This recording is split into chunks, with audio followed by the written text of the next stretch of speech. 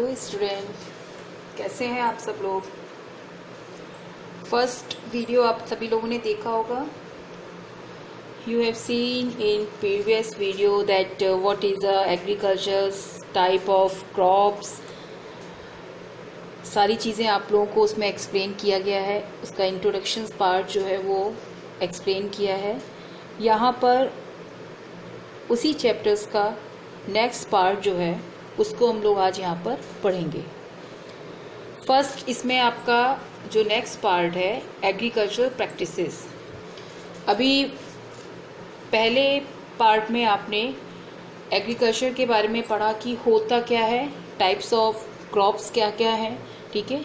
अब यहाँ पे हम लोग पढ़ेंगे कि उनकी प्रैक्टिसेस क्या हैं। तो प्रैक्टिसेस बहुत ज़रूरी हैं और वो भी एक सीक्वेंस में होना बहुत ज़रूरी है, ठीक। मान लिया आपने कहा कि किसी भी आप प्लांट को लगाते हैं, एक छोटा सा एग्जांपल, आप लोग घर में पौधे लगाते हैं, ठीक है, मोस्टली सभी ने लगाया होगा।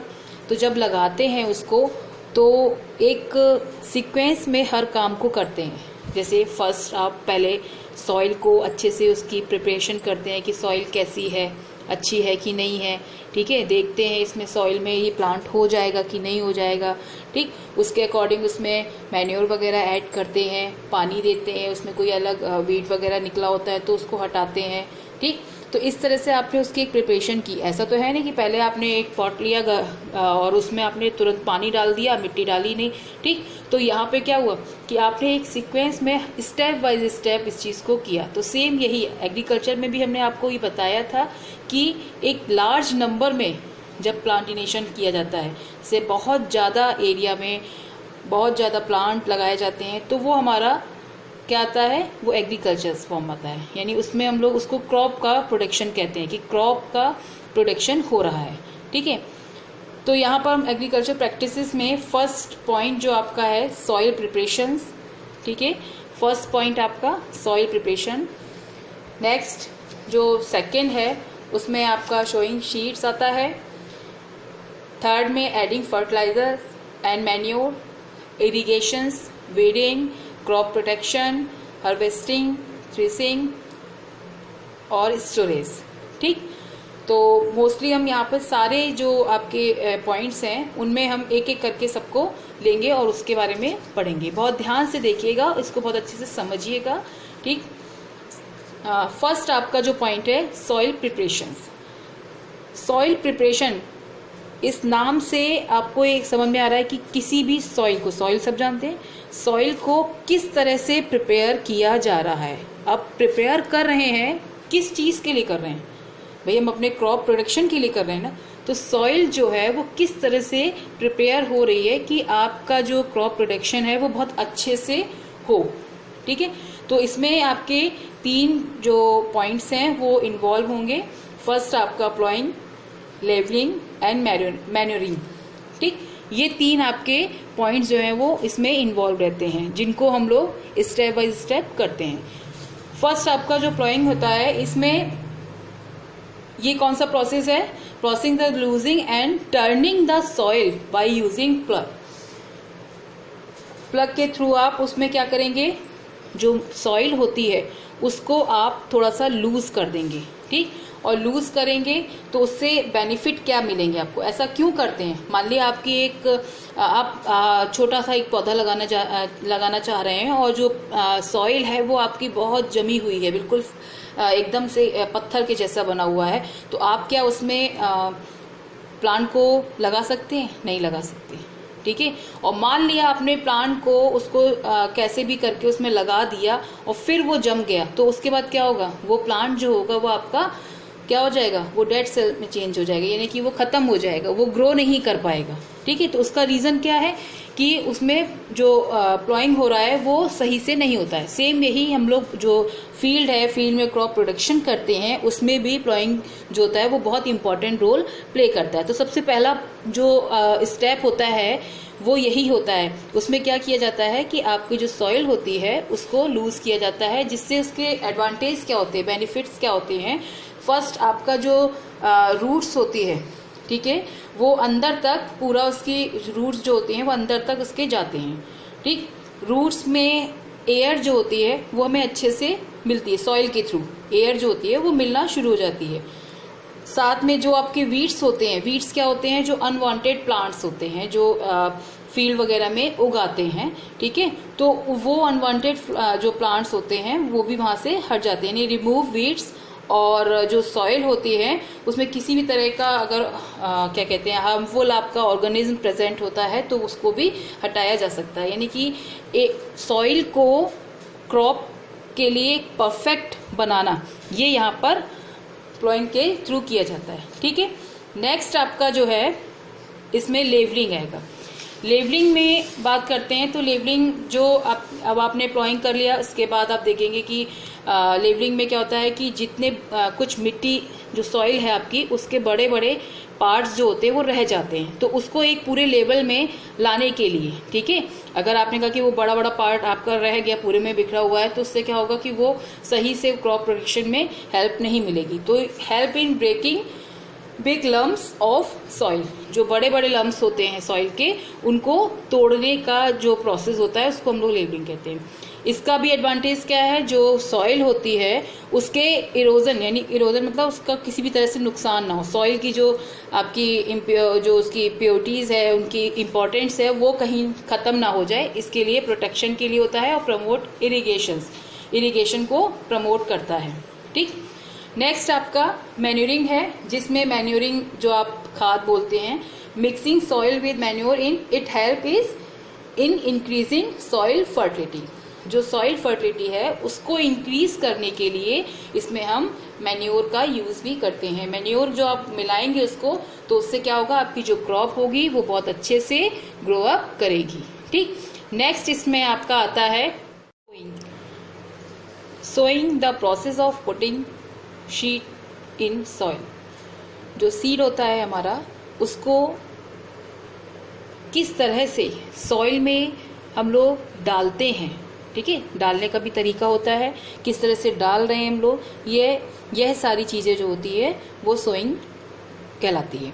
इसमें आपके जो इसके मेन कंडीशंस हैं वो क्या है कि फर्स्ट आपका एक तो जर्मिनेटेड सीड होना चाहिए, जो सीड हो आपका वो इस तरह का हो कि वो जर्मिनेट हो सके, ठीक है, बेकार नहीं हो, जर्मिनेट आराम से हो सके। एट राइट डेप्थ, जो आप जहाँ पर भी उसको मिट्टी में दबा रहे हैं, मिट्टी में गाड़ रहे हैं, तो वो एक पर्टिकुलर जो उसकी डेप्थ है वो बिल्कुल सही होनी चाहिए। मान लिया आपकी जो आपने जो सीड डाला है सॉइल में वो हो सकता है उसकी जो डेप्थ है वो उतनी नीचे की तरफ ना हो, वो सीड जो है वो ऊपर की साइड ही रह जाए, तो उससे क्या होगा, वो ग्रो अप भी नहीं हो पाएगा और मान ली उसमें जो वर्ड्स वगैरह होती हैं वो अपना उसको उठा के ले जा सकती हैं आराम से, ठीक है। तो ये बहुत ज़रूरी है। और बहुत ज़्यादा गहराई में भी अगर हो गया तो उसको एयर नहीं मिल पाएगी, और एयर नहीं मिल पाएगी तो वो अच्छे से ग्रो नहीं कर पाएगा, ठीक है। नेक्स्ट, प्रॉपर डिस्टेंस, सीड के बीच में एक डिस्टेंस जो होती है वो प्रॉपर होनी चाहिए। मान लिया आपने बहुत सारे सीड इकट्ठा डाल दिए तो उससे क्या हुआ, जो प्लांट आपके हैं वो ग्रो नहीं कर पाएंगे, सही से ग्रो नहीं कर पाएंगे और आपका क्रॉप जो होगा वो बेकार हो जाएगा, ठीक है। डिसीजेस जो हैं वो ना हो उसमें, ये में बहुत ध्यान रखना पड़ेगा कि जो आप सीड यूज़ कर रहे हैं वो बहुत ही परफेक्ट और बहुत अच्छे हों, उनमें किसी भी तरह की कोई भी डिसीज ना हो, नहीं तो क्या होगा, वो भी आगे जाके आपकी क्रॉप को बेकार कर देंगे, ठीक है। अब सोइंग जो है उसमें आपके 2 मेथड्स आते हैं, एक ब्रॉडकास्टिंग और दूसरा आपका सीड ड्रिल्स, ठीक है। ब्रॉडकास्टिंग जो होता है वो थोड़ा सा हम लोग का पहले के लोग करते थे, ठीक है, उसका मेथड है। और सीड ड्रिल्स जो है वो अभी इस समय हम उसको ये कह सकते हैं कि ये काफ़ी मॉडर्न है, ठीक है। और उसमें हम लोग मॉडर्न में जो नॉर्मली बहुत सारे एडवांटेज भी हैं कि अच्छे से इसमें क्रॉप जो होगी वो आपका उसका प्रोडक्शन जो होगा बहुत अच्छे से हो जाएगा। इसमें हम आपको ये दिखा रहे हैं कि जो ब्रॉडकास्टिंग है, देखिए इसमें इस पिक्चर से आपको समझ में आएगा थोड़ा सा। यहाँ पर देखिए ये ब्रॉडकास्टिंग में क्या है, हाथ से आपने इकट्ठा करके डाल दिया, ठीक है, या इन्होंने यहाँ पर हाथ से भरा और एक साथ इन्होंने डाल दिया, तो इससे क्या होता है कि कहीं पे तो सीड ज़्यादा हो गए, कहीं पे बिल्कुल नहीं हुए, कहीं मतलब उसके एक इक्वल डिस्टेंस में किसी भी तरह से कोई भी सीड नहीं पहुँच पाता है, जिससे क्या होता है क्रॉप जो होता है वो आपका अच्छे से ग्रो अप नहीं हो पाता, यानी प्रोडक्शन आपका अच्छे से नहीं हो पाता है। ठीक, तो ये मेथड इतना सक्सेसफुली नहीं होता है। नेक्स्ट आपका जो बताया आपका सीड ड्रिल से, इसमें यहाँ पर आपका ड्रिल्स फॉर्म यहाँ पे ट्रैक्टर में ये पीछे लगा होता है और उसमें आप जो सीड होते हैं उनको डाल देते हैं और वो इक्वली सारी सॉइल में एक साथ लगता जाता है, मतलब वहाँ पे गिरता जाता है, जिससे कि वो उसकी जो डिस्टेंस होती है, उसकी डेप्थ होती है, वो सारी चीज़ें जो होती है वो मेंटेन होता हुआ पूरे में हो जाता है। इसको देखिए यहाँ पर इसका एक डायग्राम जो है आपका, ठीक है, ये इस तरह से इसको ट्रैक्टर में लगा दिया जाता है, यहाँ पे पीछे इसके डाल दिए जाते हैं शीट और यहाँ पे सीट जो होते हैं वो नीचे गिरते जाते हैं, जैसे जैसे वो जाता रहता है आगे की ओर बढ़ता जाता है, शीट जो होते हैं वो नीचे की ओर से गिरते हुए आगे की ओर चले जाते हैं। इसको सीड ड्रिल्स बोलते हैं और इसके थ्रू पूरा वहाँ पे सोइंग जो होता है वो उस तरह से पूरा कंप्लीट होता है। ठीक है, इसके बाद आपका ट्रांसप्लांटेशंस आता है। ट्रांसप्लांटेशन में आपका in this seed are first sown in nurseries and then the seedling are transfer to main field, यानी कि पहले जो सीड होता है उसको शोन किया जाता है नर्सरी में और फिर जब वो प्लांट छोटे छोटे ग्रो कर जाते हैं तो उन प्लांट्स को हम लोग फिर मेन फील्ड में लगाते हैं। ठीक है, और उसके बाद वो क्रॉप का प्रोडक्शन होता है, जिसमें आपका पैडी और अनियन, टोमेटो, ये सारे जो होते हैं इनके पहले नर्सरी में छोटे छोटे प्लांट्स जो होते हैं उनको ग्रो अप कराया जाता है। उसके बाद वो प्लांट जब अच्छे से ग्रो कर जाते हैं कुछ दिन में, तो उनको लाकर वो फील्ड में मेन फील्ड में लगाया जाता है, जिससे उसका क्रॉप प्रोडक्शन होता है। नेक्स्ट टॉपिक जो है हमारा यहाँ पर उसमें आपका एडिंग फर्टिलाइज़र एंड मैन्योर्स, ये आपको भी प्रिपरेशन में भी बताया था। ठीक है, तो मैन्योर जो है आपका जो खाद वगैरह है, फर्टिलाइजर्स है, वो हमारे क्रॉप के लिए बहुत ही इम्पॉर्टेंट है। अगर वो हम ऐड नहीं करते हैं तो वो अच्छे से ग्रो नहीं कर सकता है, और मान लिया उसमें किसी भी तरह की कोई डिसीज़ भी है या कोई डिफेक्ट है तो उसको हम लोग इसके थ्रू हटा सकते हैं। ठीक, तो मैन्योर में आपका ग्रीन मैन्योर भी होता है, ऑर्गेनिक फार्मिंग में आपका यूज़ किया जाता है, जिसमें बायो फर्टिलाइजर्स का यूज़ किया जाता है। ठीक है, जो काफ़ी पुराने टाइम से यूज़ करते हुए आ रहे हैं। और आपका उसमें फर्टिलाइजर्स में आपके जितने भी केमिकल्स फर्टिलाइजर्स, जैसे आपके नाइट्रोजीनियस फर्टिलाइजर्स हैं, जिसमें आपका नाइट्रोजीनियस कंटेनिंग कंपाउंड जो है, आपका नाइट्रोजन कंटेनिंग कंपाउंड जो है, उसमें आपका यूरिया आ जाएगा, अमोनियम सल्फेट आ जाता है। ठीक है, अमोनियम नाइट्रेट आ जाएगा, सोडियम नाइट्रेट आ जाएगा, तो ये सारे जो है वो फर्टिलाइज़र में यूज़ किए जाते हैं। इसी तरह से फॉस्फोरस कंटेनिंग कंपाउंड्स भी होते हैं, जिसमें आपके अमोनियम हाइड्रोजन फॉस्फेट आता है। तो इस तरह से कई सारे फर्टिलाइज़र जो हैं वो इस समय अवेलेबल होते हैं, जो केमिकल फर्टिलाइज़र हैं उनको हम लोग क्रॉप में डालते हैं, फील्ड में डालते हैं, जिससे क्रॉप पर जो ग्रोइंग पावर जो होती है उसकी, यानी ग्रो करने की कैपेसिटी जो होती है वो और ज़्यादा बढ़ जाती है। ठीक है, इसके बाद आपका इरिगेशन आता है। इरिगेशन में आपका क्या होगा, जो सभी जानते हैं कि प्लांट्स के लिए, ठीक है, वाटर जो है वो बहुत इंपॉर्टेंट है। ठीक है, जितनी भी लिविंग थिंग्स होती हैं, जैसे वाटर हम लोग के लिए इंपॉर्टेंट है, हम लोग पानी के बिना नहीं रह सकते, सेम प्लांट के लिए भी यही कंडीशन। तो पानी किस तरह से उसके ग्रोथ के लिए बहुत इंपॉर्टेंट है। फर्स्ट अगर फ्लावरिंग की बात करें, फ्रूट्स की बात करें, सीड्स की बात करें, प्लांट की हर एक चीज़ में, हर उसके पार्ट के लिए वाटर की बहुत ज़्यादा इम्पोर्टेंस है। तो वो वाटर प्रॉपर तरीके से कैसे पहुंच रहा है, ठीक है, वो पहुंच रहा है कि नहीं पहुंच रहा है, उसको रूट पूरा एब्जॉर्ब कर रही है, ठीक है, और वो किस तरह से एब्जॉर्ब कर रही है, वहाँ पे कैसे कैसे पहुंच रहा है। तो ये सारी चीज़ें जो है वो हम इरिगेशन में पढ़ेंगे। यानी कि एक तरह से आप कह सकते हैं the process of watering crop plant in the field at different interval is called irrigation. ठीक, तो इरिगेशन के सोर्सेज जो हैं वो कई सारे हैं। जैसे आपका फर्स्ट ट्रेडिशनल में आपका आ जाएगा, जिसमें पहले कुएं, ट्यूबवेल वगैरह जो होते थे, पॉन्ड्स, लेक वगैरह होते थे, वहाँ से वो डायरेक्टली वहाँ से पानी जो है वो पूरा उनका फील्ड में जाता था और फील्ड में एक एक वो गैपिंग के थ्रू वहाँ पर पूरा पहुँचता रहता था। ठीक है, तो ये ट्रेडिशनल मेथड थे, तो जो आजकल अब नहीं दिखाई देते हैं, है ना। कुछ एक जगह पे अभी भी होता है, लेकिन वो सारी चीज़ें जो है वो अब थोड़ा सा कम हो गई, क्योंकि और काफ़ी अच्छे अच्छे मेथड जो हैं वो मॉडर्न मेथड में आ गए हैं, तो लोग उन टेक्नोलॉजी को अपनाते हैं। ठीक, इसमें एक आपको देखिए ये दिखाते हैं, इसको हम लोग राहत सिस्टम बोलते हैं। ये व्हील पूरा है, ये अधिकतर गांव में बहुत पहले देखने को मिलता था, अब उतना शायद मुझे नहीं लगता कि मिलता होगा। तो यहाँ पर देखेंगे आप, जो वो पूरा एक व्हील है, उसमें पानी जो है वो पलट पलट के पूरा गिरता जा रहा है, और आगे की साइड में जो आपके जहाँ पे फील्ड वगैरह होते हैं उनको वहाँ पे वो रास्ता दिया जाता है, जिससे पानी जो होता है वहाँ पे पहुँच जाता है।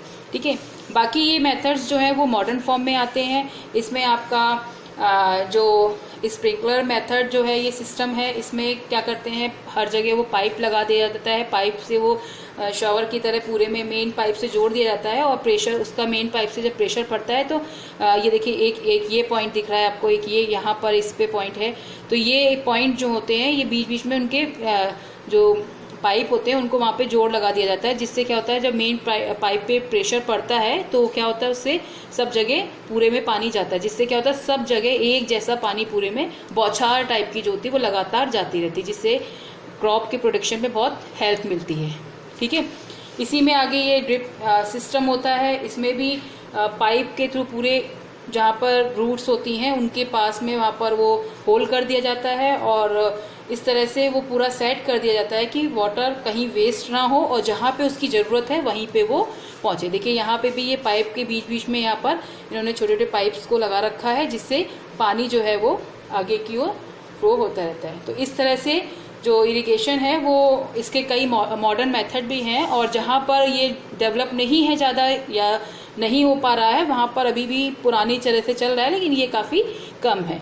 ठीक है, इससे क्या है कि आपके जितने मॉडर्न मेथड होते हैं वो एक सब जगह वाटर जो है बहुत अच्छे से प्रॉपरली पहुंच जाता है, हर प्लांट को, हर रूट्स को पानी जो है वो सही से मिल जाता है। ठीक है, नेक्स्ट आपका जो है वो है वीडिंग। वीडिंग में क्या है, जो अनवांटेड प्लांट, जो भी हमने बताया था आपको कि कुछ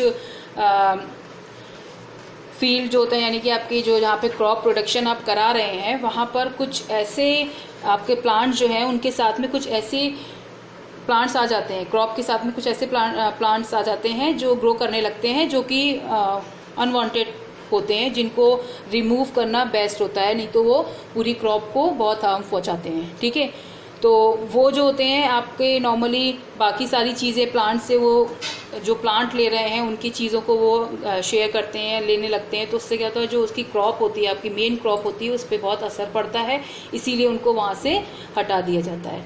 ठीक, इसको हम लोग वीडिंग बोलते हैं। इसमें आप देखेंगे जो वीडिंग जो होता है उसको हम लोग एक तो हैंड पुलिंग फॉर्म में आप हाथ से खींच के उसको हटा दीजिए, लेकिन कभी कभी क्या होता है कि वो बहुत ज़्यादा इस तरह के प्लांट होते हैं जिनको हम लोग उसको रिमूव नहीं कर सकते, या ये कह लीजिए कि बहुत ज़्यादा बड़ा फील्ड है तो उसको हम लोग नहीं कर सकते हैं रिमूव, तो उसके लिए हम लोग कुछ वीडसाइड्स जो होते हैं वो यूज़ करते हैं, जो कि वीड्स को किल कर देते हैं, वो वहीं पर ख़त्म हो जाते हैं। ठीक, अब इसके बाद आपका आता है क्रॉप प्रोटेक्शन। तो प्रोटेक्शन में हम लोग ये कहेंगे कि क्रॉप का एक तरह से उसकी सुरक्षा कैसे कर सकते हैं। ठीक है, अब सुरक्षा किससे सुरक्षा करनी है ना, मन में आ रहा होगा कि अरे प्लांट को किससे खतरा हो गया।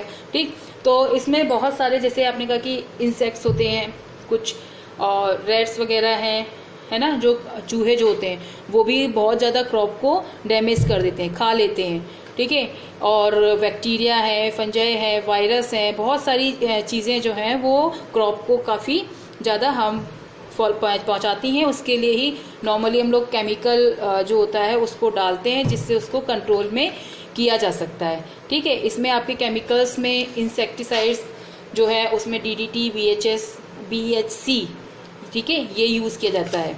तो DDT में अगर हम बात करेंगे तो DDT का फुल फॉर्म क्या होता है,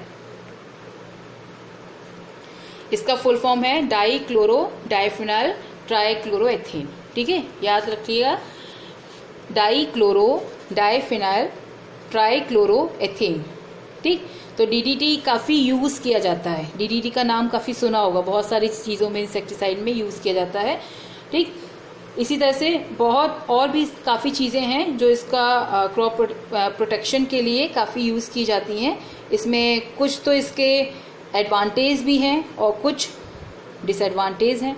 जैसे एडवांटेज में हम कह सकते हैं कि जो आपकी क्रॉप है, ठीक, अगर आपने उसकी चीज़ें, ऐसी चीज़ें हटा दी वहाँ से जो उसको नुकसान दे रही हैं, तो यानी क्रॉप आपका बहुत अच्छे होगा। ठीक है, लेकिन इतने सारे केमिकल यूज़ हम लोग जो करते हैं बहुत ज़्यादा, ठीक, तो उससे क्या होता है, वो कहीं ना कहीं वो आपके जो क्रॉप है उस पर भी वो इफ़ेक्ट डालता है। और वो क्रॉप्स यानी कि जो ग्रेन आपका उसमें से निकल रहा है, वो ग्रेन कौन खा रहा है, वो हम ही लोग खा रहे हैं। ठीक है, तो वो कहीं ना कहीं हमारी हेल्थ पर भी वो इफ़ेक्ट डालता है, और वो सबसे ज़्यादा डालता है हमारे रेस्पिरेटरी सिस्टम पर।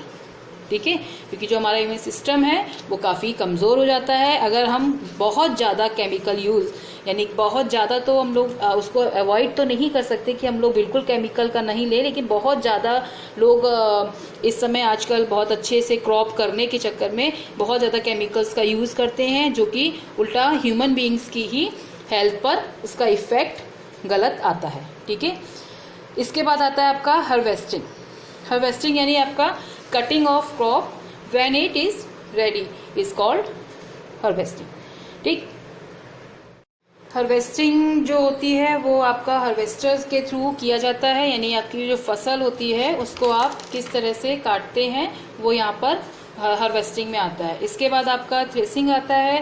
थ्रेसिंग में आपका जो threshing is a process in which we separated grain from the cut crop. जो आपने क्रॉप काटी है, ठीक है, जो आप फसल अब आपने फसल आपकी पूरी हो गई और उसके बाद आपने उस क्रॉप को अलग काट के रख लिया है। ठीक, अब उसमें आप जो सीड है वो कैसे निकालेंगे, यानी आपने गेहूं है तो गेहूं कैसे निकालेंगे। ठीक, तो वो थ्रेसिंग जो होता है उसके थ्रू हम लोग उस क्रॉप से वो चीज़ें निकालते हैं, जिसको हम लोग थ्रेसर के जो मशीन यूज़ होती है उसका नाम, मतलब उसको थ्रेसर्स बोलते हैं। थ्रेसर जो होता है उससे हम लोग उसको निकालते हैं। विनोइंग मेथड भी होता है, उसको हम लोग क्या कहते हैं, हवा उससे निकाल के एयर से वो जो उसका पूरा हस्क वाला पार्ट होता है वो अलग हो जाता है, और आपका गेहूं वगैरह या जो भी आपने क्रॉप किया है उसके जो सीड होते हैं वो आपको अलग मिल जाते हैं। ठीक है, इसके बाद आपका आता है स्टोरेज। स्टोरेज जो होते हैं, अब स्टोरेज क्या, इतना सारा प्रोसेस आपने कर दिया, ठीक है, सॉइल प्रिपरेशन किया, सोइंग शीट किया, फर्टिलाइजर भी डाल दिया, इरिगेशन किया, ठीक है, वीडिंग किया, क्रॉप प्रोटेक्शन भी कर दिया, हार्वेस्टिंग भी कर दिया, थ्रेसिंग भी कर दिया, इतनी सारी मेहनत की है आपने, तो उसको स्टोर करना भी बहुत ज़रूरी है कि प्रॉपर आपका स्टोर होना चाहिए। ठीक, अब प्रॉपर स्टोर क्यों भाई ज़रूरत है, क्योंकि मान लिया अब आपने एक जगह कहीं रखा और पानी बरस गया तो आपकी पूरी क्या हुई, मेहनत बेकार हो गई। तो उन सब चीज़ों के लिए मान लिया उसमें कोई माइक्रो ऑर्गेनिज्म आ गया, ठीक है, कोई ऐसी चीज़ आ गई जिससे वो पूरा ख़राब हो गया।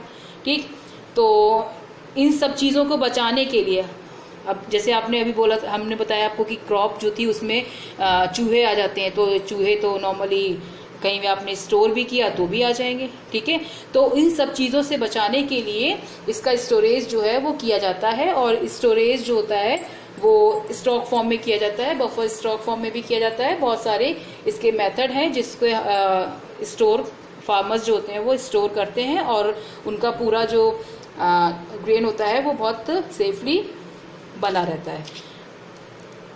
जैसे बच्चों, आप लोगों ने पूरा एग्रीकल्चर प्रैक्टिसेस पढ़ा आपने कि क्या होता है, इसके जो पॉइंट्स हैं वो सीक्वेंस में बहुत ज़्यादा ज़रूरी है कि वो सीक्वेंस में ही रहें। मान लिया अब आप पहले स्टोरेज, आपसे पूछा जा रहा है कि एग्रीकल्चर प्रैक्टिसेस क्या है, तो आपने स्टोरेज दे दिया, तो स्टोरेज पहले हम कैसे दे सकते हैं जब तक वो हमारे पास है ही नहीं।